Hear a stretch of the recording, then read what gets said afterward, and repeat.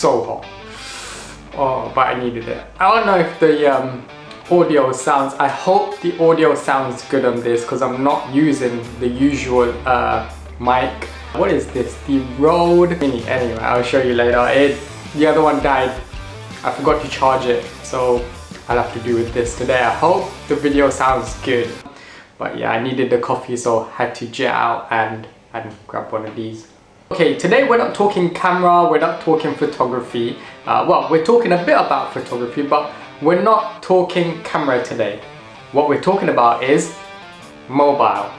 We're talking about the two most used apps that I use when it comes to photography and editing. These are two of my most used apps that I use for, one for editing and the other one is for posting on Instagram.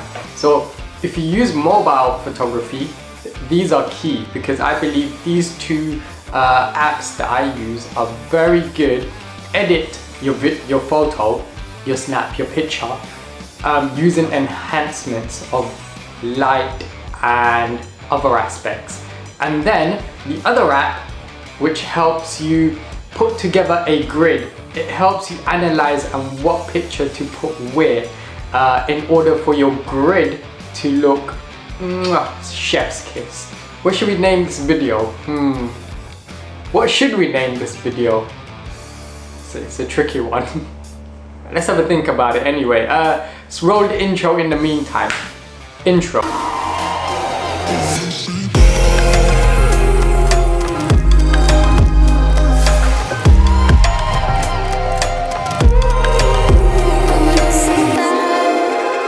Okay, so coming back to what I said earlier is what I use for editing my pictures and then putting it up on the Instagram grid. I like my grid to be looking pretty in order.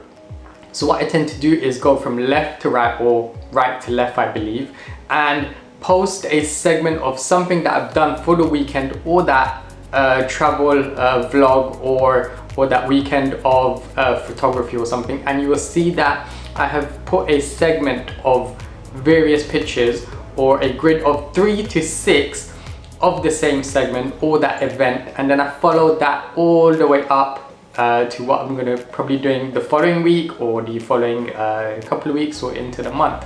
If I'm traveling, so which I did during Paris, where I posted a good number of blocks of pictures during my time in Paris. When I went to Norway, I did a couple of pictures for that.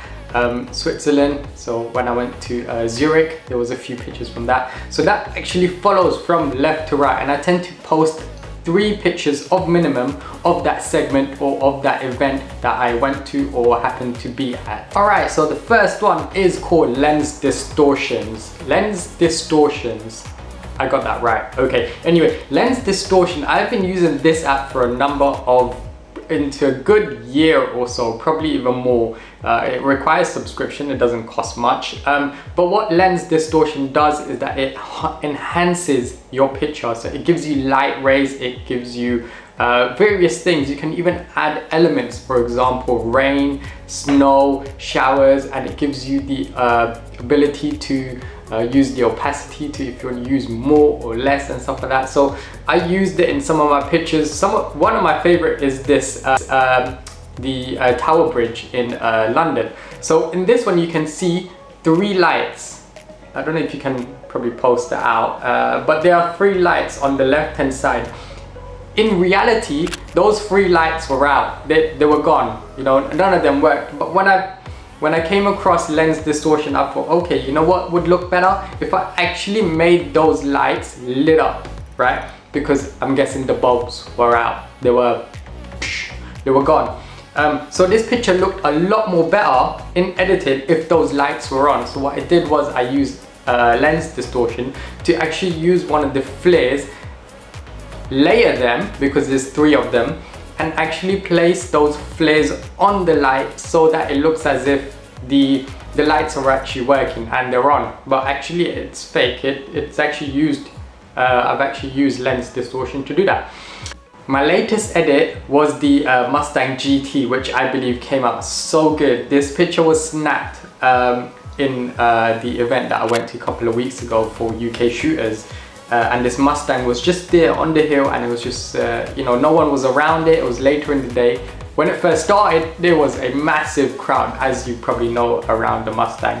And I found the car isolated, so it was just by itself, no models, no other photographers around it, and I snapped the picture. This is what it looked like before.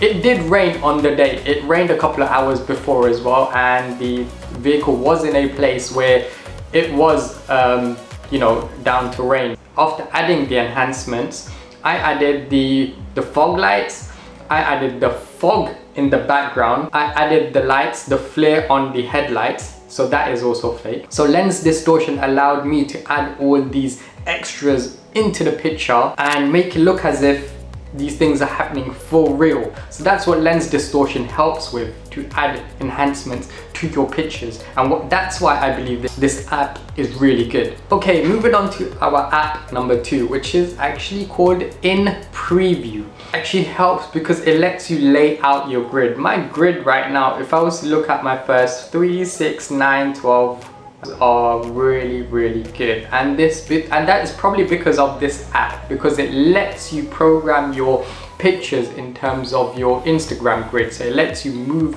things around in preview before you actually post it on Instagram. So it lets you kind of plan ahead of how you want your grid to look, if that's what you originally do, which is what I do. Okay, are we done with this video? What else have I got? Nothing else. Okay, so 2 apps. One, Lens Distortion. The other one is In Preview. If you're into photography and if you like to plan your grid ahead of time and use Instagram quite a bit to show off your work, I would really recommend these 2 apps. You go check them out and have great fun. Okay, so hit the like button if you like this video, subscribe if you aren't already, and I'll see you on the next video. Peace.